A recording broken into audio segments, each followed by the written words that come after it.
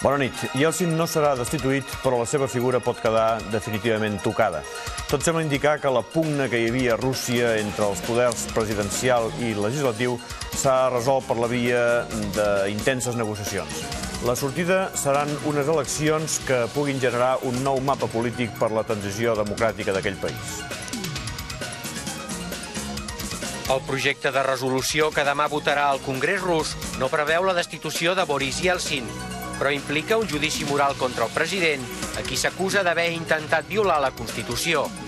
Satisfacció entre els primers usuaris per l'entrada en funcionament de la variant de la Nacional 2, que permet anar de Fornells de la Selva a Medinyà sense haver de travessar la ciutat de Girona. Esquerra Republicana es converteix en el primer partit que presenta les llistes per les pròximes eleccions legislatives i escull una candidata independent, la periodista Pilar Rahola, per encapçalar la de Barcelona. I una gota més en l'onada de polítics italians implicats en casos de corrupció i de màfia. Aquesta vegada és el torn del dirigent democristià Giulio Andreotti, que va ser 7 vegades president del govern italià. Andreotti ha rebut un avís de la magistratura en què se li anuncia que se li ha obert una investigació per activitats relacionades amb la màfia. El degoteig d'investigacions continuen al govern italià, com continuen arribant al Telenotícies altres informacions. Els catalans opten per la platja o l'esquí de cara a les vacances de Setmana Santa, sense que els efectes de la crisi econòmica es reflecteixin en el volum de reserves de viatges. Es fan batudes a la zona de Vilaseca i de Reus per trobar un estrany animal que preocupa els pagesos des que fa uns mesos va entrar en una granja i va causar la mort de 800 gallines. Emilio Sánchez Vicario i Sergio Casal guanyen el partit de dobles i posen en un 2-1 a favor d'Espanya, l'eliminatòria de la Copa Davis que s'està disputant contra Holanda.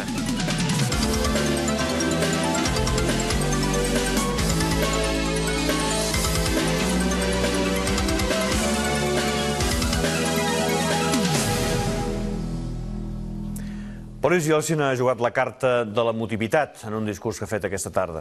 Com ja els informàvem aquest migdia, el Parlament rus ha obviat la possibilitat de destituir-lo com a president i ha optat per la via d'avançar cap a unes eleccions presidencials i legislatives. El que s'obre és una mena de judici moral a Yeltsin i Yeltsin se sent incomprès. El nostre corresponsal Llibert Ferri continua seguint molt de la vora tot el que està passant a Moscou. Aquesta és la seva crònica. La resolució política que ha elaborat el Congrés de Diputats de Rússia i que s'hauria de votar demà acusa el president Boris Yeltsin de violar la Constitució. No hi ha hagut impeachment, procés de destitució, però sí finalment un greu judici moral i polític que ha fet reaccionar el president. Yeltsin ha reconegut els seus errors i, amb tot holgut, ha recordat que el Congrés ha transgredit la Constitució almenys 300 vegades. Tot seguit, en un to entre conciliatori i dramàtic, Yeltsin ha fet una crida a l'entesa nacional i ha proposat que la setmana que ve ell mateix, més el president del Parlament Khasbulatov, el del Tribunal Constitucional Zorkin i el primer ministre Chernomyrdin es reuneixin per trobar una sortida pactada a la crisi. Yeltsin vol, primer de tot, que retiri del text de la resolució les acusacions contra la seva persona. La greu crisi institucional de Rússia continua sense mobilitzar la societat. La gent espera esdeveniments i notícies. Les opinions poden ser crítiques, escèptiques o compromeses, però ja no són apassionades. Donar suport a Yeltsin? Jo crec que com menys gent els doni suport, més ràpid aniran a posar-se d'acord. Els suports són inútils. No s'ha de destituir Yeltsin, el que s'ha de fer és fer fora el Parlament. Crec que el Parlament ha fet bé, perquè ha deixat el dret de decidir al poble. I en el referèndum el poble dirà qui necessita més, si Yeltsin o el Parlament. Al marge de les vies de solució en què ha entrat la crisi política, la coalició Rússia Democràtica ha convocat per demà una manifestació de suport al president Boris Yeltsin. Últimament, els moscovites ja no surten al carrer per desenes de milers per donar suport al president. Per això, la mobilització de demà es presenta com un test de popularitat de cara a futures consultes electorals.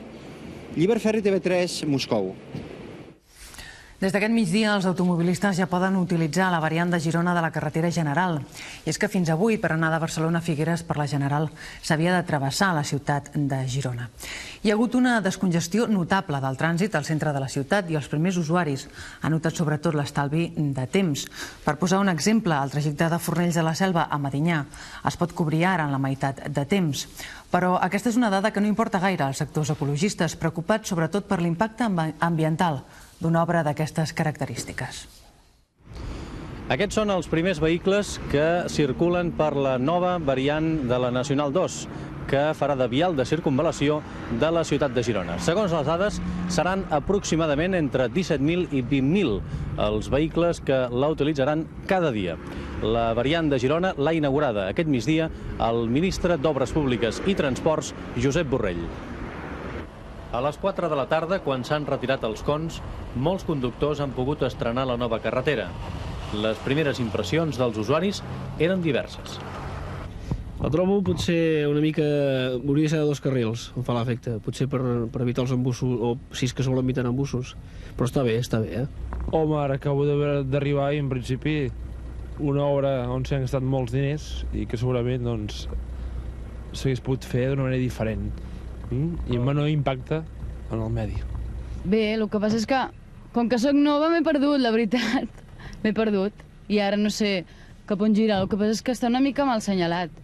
Bé, està molt bé, era necessari. I què considera de l'impacte ambiental que... L'impacte ambiental, bé, s'ha conservat bastant el verd i s'ha mirat de no fer grans destrosses, suposo. La nova via de 17 quilòmetres de llargada va de Fornells de la Selva a Medinyà i passa per l'est de Girona, per un costat de la vall de Sant Daniel. La descongestió del trànsit serà molt important per a Girona des del moment, per exemple, que els camions de gran tonatge que no hagin de descarregar a la ciutat hauran de passar obligatòriament per la variant. Així ho indica el rètol que ha descobert Josep Borrell durant l'obertura al trànsit de la circunvalació.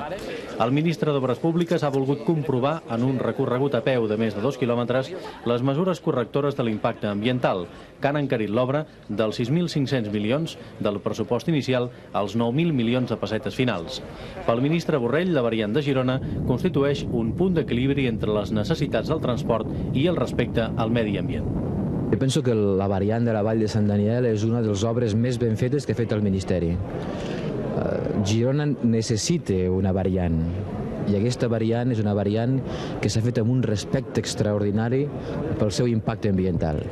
S'han plantat 120.000 arbres i 80.000 arbustes.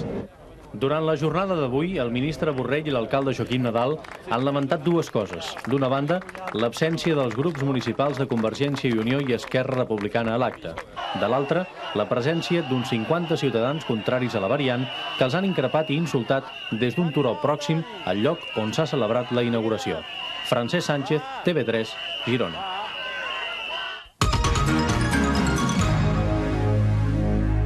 A Itàlia hi continua la commoció pels casos de polítics relacionats amb la corrupció i la màfia. Avui li ha tocat ni més ni menys el que va ser 7 vegades president del govern italià, Giulio Andreotti. Andreotti, de 74 anys, ha rebut un avís de la magistratura de Palerm en què se li anuncia que està sent objecte d'investigació per activitats mafioses. El dirigent de la democràcia cristiana, conegut també com a Divino Giulio, per haver estat pràcticament en tots els governs italians des de la Segona Guerra Mundial, ha dit que és innocent i que no creu que es tracti d'una investigació seriosa. Segons Andreotti, se l'acusa a partir de declaracions absurdes de mafiosos penedits i pels atacs de l'antic alcalde de Palerm, Leoluca Orlando. Les notícies que arriben des de Bòsnia-Hercegovina no creen unes expectatives gaire bones. Ahir, en una reunió a Belgrad, el cap de les forces sèrbies de Bòsnia es va comprometre a no impedir el pas dels convois d'ajuda humanitària i a respectar un alto al foc a partir de les 12 de demà. Doncs bé, de moment la primera promesa, el primer compromís ja no s'ha complert. Un control serbi ha impedit que un comboi de l'ONU encapçalat pel general Morillon arribés a Srebrenica. En aquesta guerra els serbis han trencat moltes vegades els compromisos, però ara que han quedat aïllats, són els únics que no han firmat el pla de pau auspiciat per les Nacions Unides. S'esperava un major compliment de les seves promeses. Veurem què passarà demà a partir de les 12 i si es complirà o no l'alto al foc. El general Filip Morillon, l'home que ara per ara encarna l'arribada d'ajut humanitari a les poblacions musulmanes de la Bòsnia Oriental, ha tornat avui a Srebrenica. Però de moment hi ha arribat sol. Enrere ha quedat el comboi format per 20 camions de l'ONU amb menjar i medicaments que ha estat retingut per un control serbi. Que els serbis no deixin arribar els cascos blaus a les poblacions musulmanes és moneda corrent en aquesta guerra. Però en aquest cas hi ha un agreujant. Només unes hores abans, exactament ahir a la tarda, el general Morillon va arrencar del cap de les forces sèrbies a Bòsnia, Ratko Mladić, una promesa. els serbis deixarien arribar el comboi a Srebrenica sense problemes. A l'hora de la veritat, l'ajuda no ha pogut creuar el pont de Malis-Novornik. Les dificultats que ha trobat el comboi han irritat l'enviat especial de l'Alt Comissariat per als Refugiats, l'espanyol José María Mendiluce. Mendiluce ha qualificat l'actitud sèrbia d'intolerable, sobretot quan els serbis, ha dit, saben que la situació a Srebrenica és molt greu, amb gent que està morint de fam. El pessimisme s'ha apoderat dels representants de l'ONU que creuen que els serbis podrien molt bé incomplir les altres dues promeses que van fer ahir. Una reunió amb croats i musulmans per al 6 d'abril i un alto al foc que ha de començar demà a les 12 del migdia. Mentrestant, a Sarajevo continua el judici als primers serbis acusats com a criminals de guerra. Entre ells està Borislav Herak, tristament conegut pels esgarrifosos relats que va fer quan va ser detingut i que incloïen violacions i degollaments. Els advocats defensors han rebutjat l'acusació de genocidi i han dit que no hi havia proves dels crims dels seus clients. Aquest és el primer judici que es fa per les atrocitats comeses a la guerra de Bòsnia, un avanç del que s'haurà d'escoltar en un futur tribunal internacional.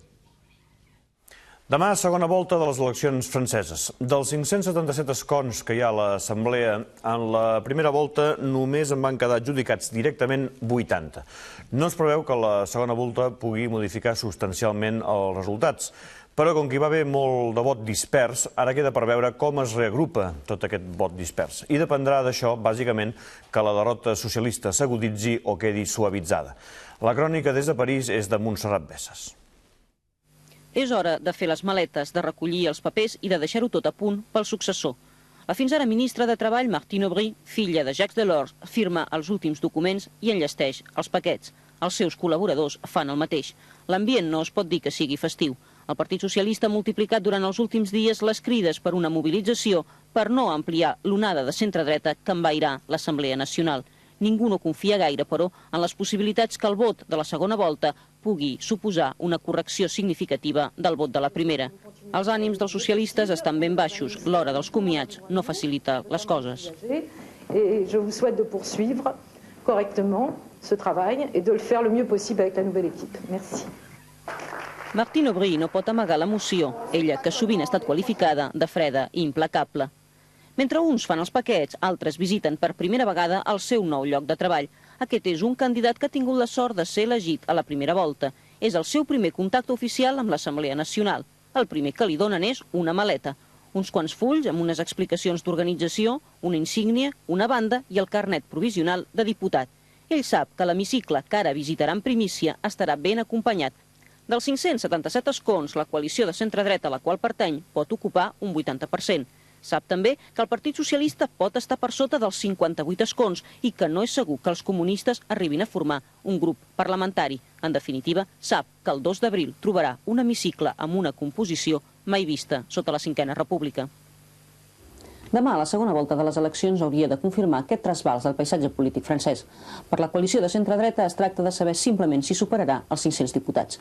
Les aspiracions dels socialistes són forçosament més modestes. Esperen, això sí, poder salvar l'honor amb l'elecció d'algunes de les personalitats del partit que es troba en situació difícil. L'esquerra espera que els abstencionistes de la primera volta, els que van votar en blanc i els que van votar ecologista, es mobilitzin ara, si més no, per garantir un pluralisme digne a l'Assemblea Nacional. Tothom sap, però, com és de fràgil aquesta hipòtesi. Montserrat Bessas, TV3, París. La periodista Pilar Rahola serà cap de llista per Esquerra Republicana de Catalunya a la circumscripció de Barcelona en les pròximes eleccions generals. Els ho avançàvem aquest migdia i així s'ha confirmat aquesta tarda. Això a reserves del que pugui decidir el Consell General d'Esquerra Republicana, que s'ha reunit aquesta tarda i que continua reunit. És una reunió inopinadament llarga. El secretari general d'Esquerra, Àngel Colom, va fer aquesta proposta a Pilar Rahola a començaments d'aquesta setmana. En un principi, Pilar Rahola havia declinat l'oferiment, però després de la insistència de Colom, finalment s'ha decidit a acceptar. Esquerra Republicana de Catalunya és el partit que ha matinat més en la confecció de llistes en vista a les pròximes eleccions. El Consell Nacional d'Esquerra Republicana de Catalunya ha debatut aquest vespre les llistes de candidats per les pròximes eleccions al Congrés i al Senat previstes per la tardor. Cal destacar la presència de la periodista Pilar Rahola en el primer lloc dels candidats al Congrés per Barcelona, tot i que no milita a Esquerra Republicana. Pilar Rahola és actualment secretari general de la Fundació Acta i va rebre l'oferta del secretari general d'Esquerra, Àngel Colom, a principis d'aquesta setmana i ella no va acceptar-la fins ahir al vespre. Amb la incorporació de Pilar Rahola, la direcció d'Esquerra Republicana ha desestimat posar una persona del partit en el lloc que, segons les enquestes, més possibilitats té de sortir escollit en els pròxims comicis i que probablement donaria l'únic representant d'Esquerra a Madrid.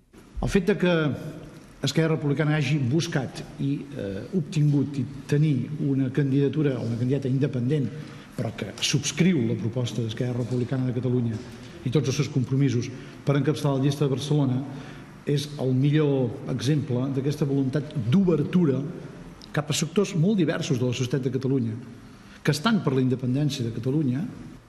En les candidatures al Senat, Esquerra Republicana presenta un sol candidat a 5 circumscripcions: Barcelona, Tarragona, Girona, Lleida i les Illes Balears, on té un acord amb l'entesa nacionalista i ecologista d'Eivissa.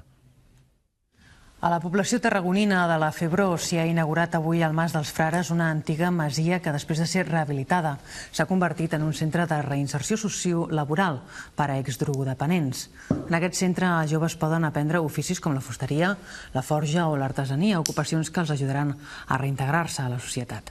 El president de la Generalitat, Jordi Pujol, ha presidit l'acte d'inauguració. 3 anys després que el Ministeri de Defensa va cedir a la Generalitat el Mas dels Frares, al Baix Camp, avui el president de la Generalitat, Jordi Pujol, ha inaugurat el nou centre de rehabilitació per a extoxicòmens que s'hi ha construït. Fins fa un any i mig, el Mas dels Frares era una construcció pràcticament en ruïnes. Des d'aleshores, un grup de joves que segueixen un programa de rehabilitació han treballat per reconstruir-lo i condicionar-lo. La majoria van estar enganxats a l'heroïna i altres a la cocaïna o a l'alcohol. Gràcies a la seva feina, des d'ara el nou centre del Mas dels Frares serà un dels 19 centres de la xarxa d'atenció als drogodependents, on es porta a terme la segona fase de la rehabilitació. Els joves, quan hi arriben, ja fa 8 mesos que han començat el programa i es preparen per a la reinserció social i laboral. A part de continuar el procés per desenganxar-se de la droga, els joves aprenen un ofici en cursos de formació de fusteria, forja, lampisteria i artesania, entre altres, i fan pràctiques als diversos tallers que hi ha al mateix centre. Una vegada superada aquesta fase, després d'entre 3 i 6 mesos, comencen la reinserció a la comunitat d'on provenen o a qualsevol altra. Com ha passat en altres ocasions, l'anunci de la instal·lació d'un centre de rehabilitació de drogodependents al Mas dels Frares també va despertar recels a la comarca, sobretot al poble més proper, el de la Febró. Ara, després de mesos de conscienciació i d'informació, sembla que les reticències inicials s'han superat. Mentre que les caixes d'estalvis tenen tendència a voler-se assemblar cada vegada més als bancs, hi ha algun banc que vol assemblar-se a les caixes d'estalvis. Això és el que passa amb Banca Catalana, que va a la recerca del client particular, del petit client estalviador, tant o més que del gran client o de l'empresa. Aquest migdia, Banca Catalana ha celebrat Junta General d'Accionistes. La reactivació econòmica arribarà abans a Catalunya que a la resta d'Espanya. Això és el que pensen els directius de Banca Catalana, que han reunit avui la seva junta d'accionistes a Barcelona. Fins al 94 no esperen que comenci a recuperar-se l'economia a la resta de l'Estat. Però com que l'economia catalana és més dinàmica, ja notarà la millora a finals d'aquest 93. Abans, però, hi ha d'haver una rebaixa significativa de més d'un punt en els tipus d'interès. Si por corto se entienden los próximos 3 meses, yo diría que sí. Lo veo a corto. Desde luego, si por medio se entiende los próximos 6 meses, definitivamente en ese plazo va a haber una baja significativa de tipos de interés. Mentre arriba la represa, Catalana desenvolupa un pla estratègic en què el primer objectiu és ampliar la clientela formada per famílies i particulars, que tradicionalment estava considerada clientela de les caixes. Ara que les caixes d'estalvi es volen assemblar als bancs, Catalana vol actuar com les caixes. Aspirem a tindre aquell negoci que sembla que les caixes ho tenen molt clar. Tot i això, Merodio, potser perquè també forma part de l'equip directiu del Barça, diu que practicaran futbol total, és a dir, activitat financera total. És fàcil de dir. Els veïns del Fas del Pi a Alacant han organitzat una batuda per localitzar Glòria Martínez. Aquesta noia de 17 anys va desaparèixer d'un centre sanitari on rebia tractament per una depressió. Això va ser el 30 d'octubre, 15 dies abans de la desaparició de les nenes a Alcàsser, i des d'aleshores no se n'ha tornat a saber res més. Se suposa que la noia va fugir de nit del centre.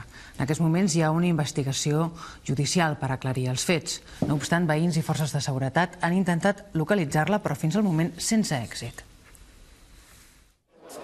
Els voluntaris que han participat aquest matí en la batuda per localitzar la jove Glòria Martínez, de 17 anys, desapareguda el 30 d'octubre, s'han concentrat a l'esplanada del Fas del Pi, a la comarca alacantina de la Marina Baixa. A la crida feta per l'Ajuntament del Fas del Pi s'hi han afegit altres veïns del Moradí, Alacant, Benidorm, la Núcia i Mutxamel. També hi ha acudit la 4a companyia de la Guàrdia Civil, membres de la Creu Roja, bombers, Protecció Civil i la policia local de l'Alfàs i la Núcia. El governador civil d'Alacant, Alfons Calvé, ha estat present per donar suport moral a la família. Pues esperamos no encontrar a Gloria. Esperamos no encontrar a Gloria para seguir con la esperanza de que está viva y que se ha hecho todo lo posible y se seguirá haciendo para encontrarla. El pare de Gloria també esperava que en el rastreig no es trobés la seva filla. Pero lógicamente que no se encuentre a mi hija, porque lo que espero es encontrarla viva, pero siempre es un hecho importante el que se vuelva a buscar. De hecho, la Guardia Civil en su día buscó, pero vamos, es muy positivo que se vuelva a buscar con el fin de quedarnos de una forma mucho más tranquilos. Les autoritats han distribuït 8 grups al voltant de la zona on hi ha el centre sanitari en el qual Glòria estava internada per superar una forta depressió. A la 1 del migdia ha acabat sense èxit la batuda. A començaments de setmana, en el centre sanitari de l'Alfàs es van reconstruir els fets de la desaparició.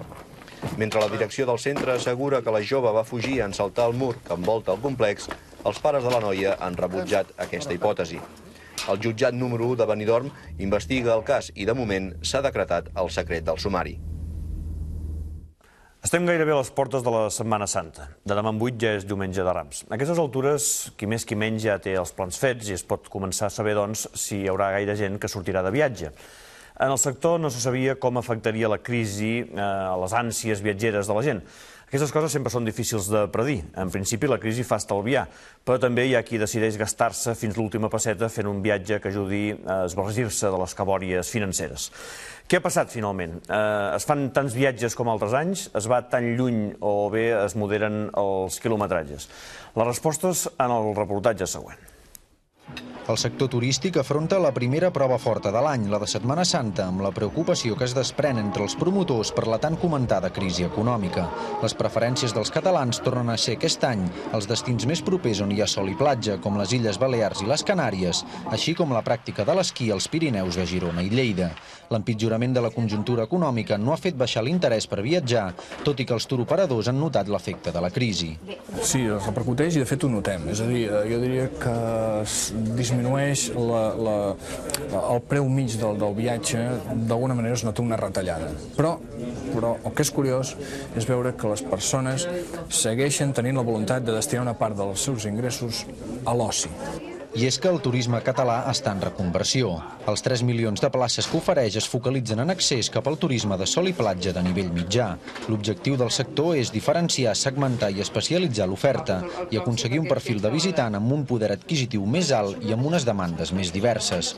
Malgrat això, n'hi ha que pensen que, per diferents motius, viatjar és gairebé una necessitat més.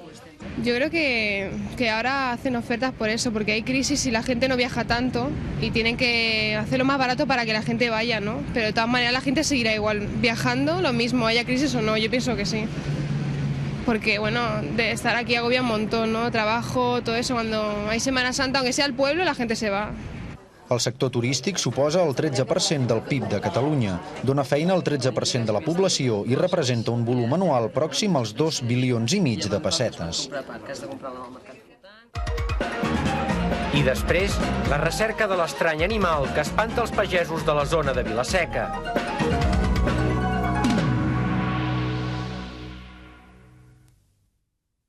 Fixa-t'hi bé, desbordarem passions. Et faràs un tip de riure? Et clubifaximatitzaràs. Aquesta primavera, TV3. Fixa-t'hi bé.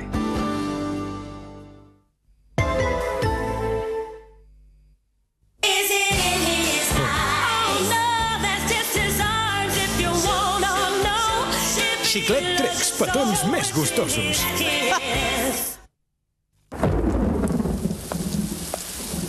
Mai no t'ho diuen els anuncis de cotxes, però succeeix. I cansat d'esperar que pari algú, et poses a caminar pensant que ho has fet en la direcció equivocada. Fins que els pots trucar. RAC Assistència, digui'm. Gràcies al RAC, mitja hora després em venien a ajudar. Fes-te'n soci. Truca'ns ara. RAC. Vagi tranquil.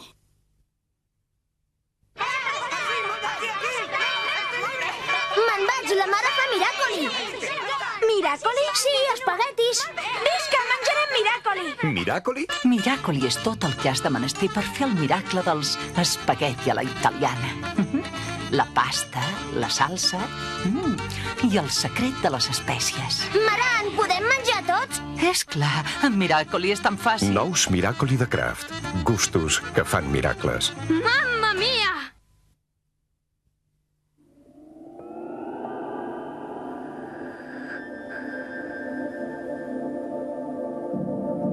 Precisió. Filar ben prim a cada detall fins a assegurar l'èxit. Només a mà, artesanalment, es pot arribar a crear tota una obra d'art. Nou Rover 800 Coupé. Sobretot, és un Rover.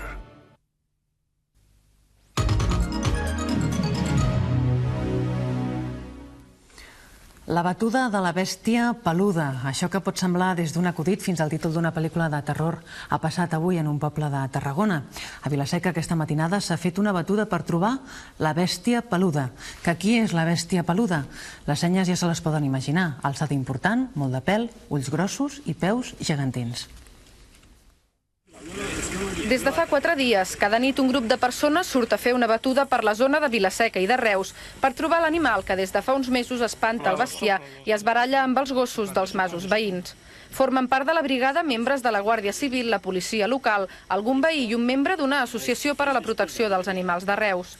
De moment només han pogut trobar-ne petjades a terra i als arbres, però no hi ha cap altra pista. L'animal, que sembla que podria ser molt gran, fuig cada vegada que algú s'hi acosta i de moment la seva malifeta més important ha estat esvalutar un miler de gallines d'una granja de la zona, 800 de les quals van morir asfixiades en intentar fugir. No podem aconseguir dir, ara el tenim aquest bitxo, este bitxo és aquest bitxo. Jo he vist el bitxo que és, però no sé la classe de bitxo que és. L'he vist, i ho prometo i ho juro. Però ja dic, estem negres, no podem evitar. A més, jo, pels arbres, a mi no em fa res. El que jo respecto, el que vull que respecten, és la granja. Perquè si m'entra a la granja altra volta, com l'altra vegada que volia entrar-me, me fotrà la ruïna. Segons aquest mateix testimoni, per les dimensions i el color del pèl, l'animal podria ser un os o un felí molt gran que paga perdut per les rodalies de Vila-seca. I passem a la informació esportiva, encapçalada avui pel tennis. Sebastià Roca, Copa Davis. Sembla que els espanyols han guanyat el punt que havien de guanyar, oi?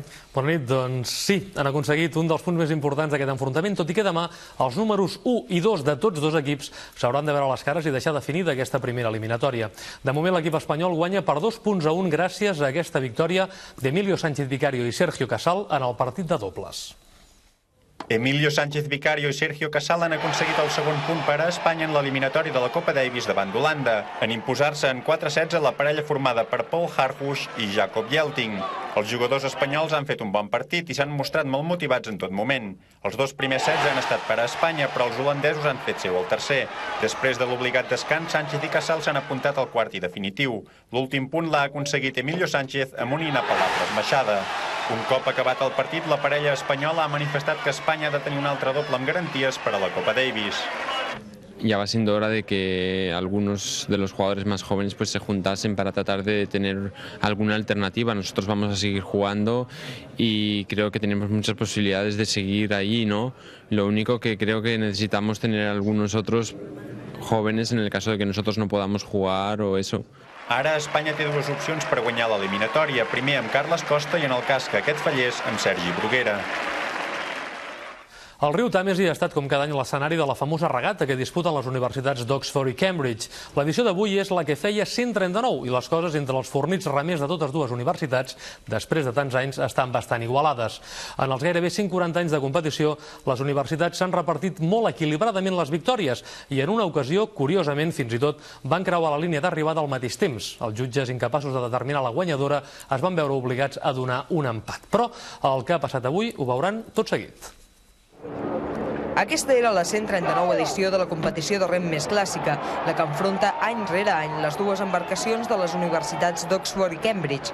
De les 138 curses disputades anteriorment, Cambridge n'havia guanyat 69 i Oxford 68, i en una ocasió la cursa havia estat tan igualada que va ser impossible determinar-ne el guanyador i es va acordar un empat. Per a Oxford, la cursa d'avui era l'ocasió d'empatar a 69 victòries amb l'eterna rival, després que en els últims 17 anys han anat retallant les diferències en apuntar-se 16 victòries i encaixar només una derrota. Oxford semblava d'entrada la gran favorita al triomf final, però en els cercles de les juguesques la gran favorita era l'embarcació de la Universitat de Cambridge, que aquest any tenia un grup de remers de luxe. Finalment, Cambridge ha fet bons els pronòstics i ha estat la primera a cobrir la distància entre els ponts de Putney i Chiswick sobre el riu Tàmesi. Cambridge trencava així una ratxa de 6 anys consecutius sense guanyar i una cosa encara més important, impedia que Oxford empatés a 69 victòries per poder seguir presumint de ser la que més cops ha guanyat la confrontació. El pilot francès Alain Prost sortirà demà des de la primera posició de l'engrellat del Gran Premi del Brasil de Fórmula 1 que es disputarà al tècnic circuit d'Interlagos. Prost, al volant del competitiu Williams amb motor Renault, ha tret gairebé 2 segons al rival més directe, el brasiler Ayrton Senna, que ocuparà la tercera plaça. I abans d'acabar, un recordatori, i és que aquesta nit perdem una hora. Com cada any, l'últim cap de setmana de març comença l'horari d'estiu, que dura fins l'últim cap de setmana de setembre, amb l'arribada de la tardor. Amb aquesta mesura s'aprofita més la llum del sol. Per habituar-nos a aquest nou horari haurem de canviar l'hora dels nostres rellotges. Quan siguin les 2 de la matinada, els rellotges s'hauran d'avançar una hora, és a dir, fins les 3. I ara passem ja al resum d'aquest informatiu. Aquí el tenen condensat. El projecte de resolució que demà votarà el Congrés rus no preveu la destitució de Boris Yeltsin, però implica un judici moral contra el president, a qui s'ha acusat d'haver intentat violar la Constitució. Satisfacció entre els primers usuaris per l'entrada en funcionament de la variant de la Nacional 2, que permet anar de Fornells de la Selva a Medinyà sense haver de travessar la ciutat de Girona. Esquerra Republicana és el primer partit que debat les llistes electorals de les pròximes eleccions legislatives i ha escollit una candidata independent, la periodista Pilar Rahola, per encapçalar la de Barcelona. Giulio Andreotti, dirigent de la Democràcia Cristiana, que va ser 7 vegades president del govern italià, està sent objecte d'investigació per activitats mafioses. I ja ens acomiadem. Ara, si continuen mirant TV3, podran veure el programa Actual, que avui els ofereix un reportatge sobre el cas de l'home segrestat per l'FBI a Mèxic, que aquest matí arribava a l'aeroport del Prat. I també un reportatge sobre un dels grans temes informatius de la setmana, l'embargament de comptes corrents. Passada la mitjanit, gairebé a 3:15, els mantindrem informats de l'actualitat. I ara l'Anna Rius us explicarà tots els ets i uts de la informació meteorològica. Passeu bé, bona nit. Bona nit.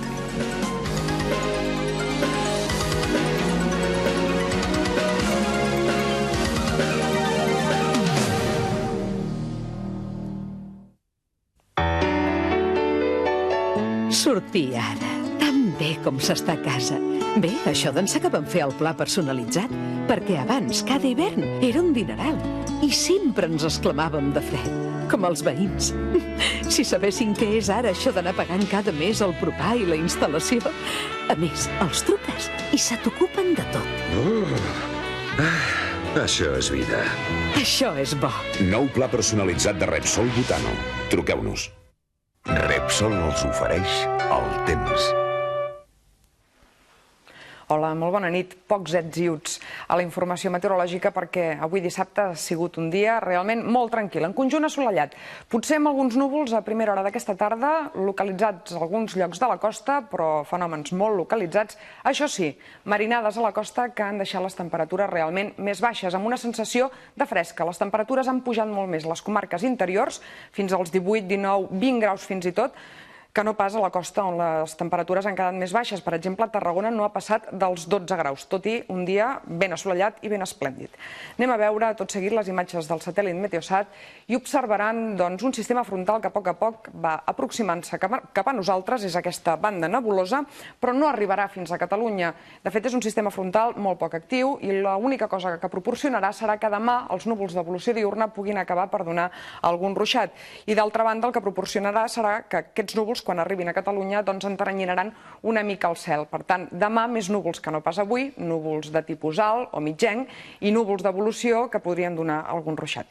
A l'ampliació de l'última fotografia observaran això, que el cel en conjunt és ben serè a tot Catalunya, també al País Valencià i també en conjunt a les Illes Balears. El mapa isobàric previst per demà al matí ens mostra aquest sistema frontal arribant a Catalunya però sense acabar-hi d'arribar del tot. Poden observar que si bé avui la pressió atmosfèrica era alta, al voltant dels 1.020 mil·libars, els baròmetres al llarg d'avui han anat baixant i observin que el mapa previst per demà a les 8 del matí ens dona ja una pressió més baixa que els 1.016 mil·libars, prop del que és Catalunya. Aquesta zona de baixes pressions que hi haurà a prop de nosaltres, amb aquest sistema frontal, ens fa preveure que demà hi hagi més núvols que no pas avui i possibilitat d'algun ruixat. De tota manera, això és una situació transitòria perquè a mesura que avanci el dia, altre cop les altes pressions tornaran a prendre possessió del territori català i de cara a dilluns i dimarts no s'esperen canvis importants i, per tant, tranquil·litat meteorològica. De moment, però, demà diumenge, com dèiem, esperem més núvols que no pas avui. Tot i això, el matí serà assolellat en conjunt a gran part de Catalunya, però amb el cel enteranyinat. Algunes estones potser sí que més velat el sol. Núvols alts i fins i tot alguna novetat també. És probable que aquesta pròxima matinada es formi algun banc de boira a les planes o valls interiors. I aquesta nit hi haurà altre cop les gelades a les comarques interiors i especialment de la meitat nord. Intervals de núvols, demà núvols d'evolució que acabarien per donar algun ruixat a les serralades del prelitoral o fins i tot del Pirineu, fenòmens de distribució molt irregular i molt localitzats. Els vents, en general, de component sud, encara amb una mica de nord a primeres hores a l'Alt Empordà. I les temperatures potser una miqueta més altes, tampoc sense gaires canvis importants, les diürnes. Al País Valencià i a les Illes Balears, per demà també, més núvols cap a, sobretot al nord del País Valencià, amb possibilitat fins i tot d'algun ruixat a les muntanyes del nord, però a la tarda, amb domini del sol més cap al sud i a les Illes Balears, intervals de núvols, possibilitat fins i tot que s'escapés també algun ruixat, però coses poc importants. Vents de component sud a l'extrem més occidental del Mar Balear, mentre que els vents seran encara de nord o mestral a l'extrem més oriental del Mar Balear i també al Golf de Lleó. Si avancem el temps pels pròxims dies, podem dir que aquest mapa, aquest avanç de predicció, és vàlid tant per dilluns com per dimarts. Hem d'esperar domini del sol, només núvols d'evolució que taparan a la tarda una mica el cel al Pirineu i a les zones de muntanya del prelitoral i temperatures sense canvis importants. Dimarts també probables alguns bancs de boira de matinada. En definitiva, per demà, més núvols que no pas avui. De moment això és tot. Bona nit.